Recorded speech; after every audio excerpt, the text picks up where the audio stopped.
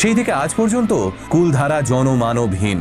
আমিও কয়েকদিন আগে কুলধারা ঘুরতে গিয়েছিলাম, দেখে এলাম ফাঁকা হয়ে পড়ে রয়েছে পুরো এলাকাটা। গৌরব তিওয়ারি তার আধুনিক যন্ত্রপাতি নিয়ে হাজির হয়েছিলেন এই রহস্যময় গ্রামেই। তার সাথে ছিল ইএমএফ মিটার, যা পরিবেশের এনার্জি রিডিং করতে সক্ষম। গৌরব এবং তার টিম সেখানে পৌঁছেই বুঝলো কুলধারা গ্রামের বাতাস স্বাভাবিক নয়। সাধারণত দিনের বেলায় কোনো এলাকার বাতাস হালকা থাকে আর রাত্রে বাতাস ভারী হয়ে যায়, তবে কুলধারা গ্রামের ক্ষেত্রে ব্যাপারটা ছিল অন্যরকম। দিনের বেলাতেও কুলধারার বাতাস ছিল ভারী, আর রাত হলে তো কথাই নেই। গৌরব যখন তার টিমকে ইনভেস্টিগেশনের নিয়ম বোঝাচ্ছিলেন, তখন ক্যামেরা রোল করে ভিডিও রেকর্ড করছিলেন ক্যামেরাম্যান।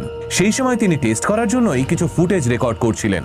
ফলে গৌরবদের ক্যামেরায় সাউন্ড রেকর্ডিং মেশিনে কিছু অদ্ভুত আওয়াজ রেকর্ড হয়ে যায়। একটা ভারী, কর্কশ এবং অত্যন্ত ডিস্টার্বিং নিঃশ্বাসের শব্দ, যা শুনে মনে হচ্ছিল কেউ যেন মাইক্রোফোনের খুব কাছে এসে জোরে জোরে শ্বাস ফেলছে।